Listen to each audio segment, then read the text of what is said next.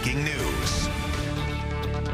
Information in an ongoing I-team investigation. In fact, the now former interim chancellor of CSCU, the state colleges and university system, is accused of sexual harassment. As he was being investigated, the I-team was the first to tell you he resigned late last month. And your chief investigative reporter, Sam Smink, is joining us with the newest information. Sam. Well, we now know through a records request that a CSCU employee accused then interim Chancellor John Maduco of harassing her for at least 2 years, sending her inappropriate text messages. Some of those text messages are too explicit for us to air. Records show in texts provided to CSCU investigators, John Maduco repeatedly complimented the employee's physical appearance and asked about her sexual orientation.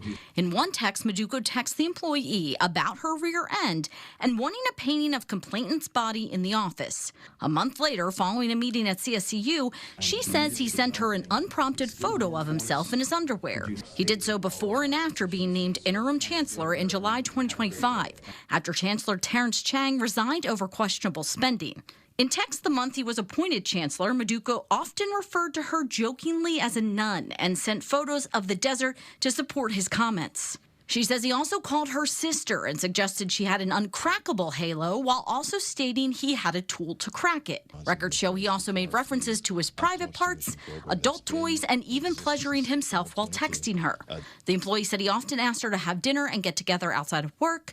Maduco resigned after CSCU said they were investigating him for sexual harassment. In a statement, the Board of Regents said in part, this type of alleged behavior is unacceptable and inconsistent with our values, and it will not be tolerated within our system. The board said they launched an independent review into the allegations. The review will also look at other CSCU practices and policies.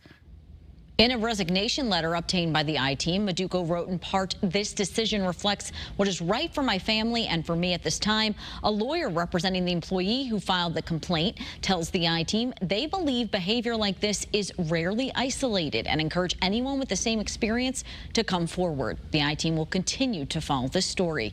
Your chief investigative reporter, Sam Smink, Channel 3 Eyewitness News. All right, Sam, thank you.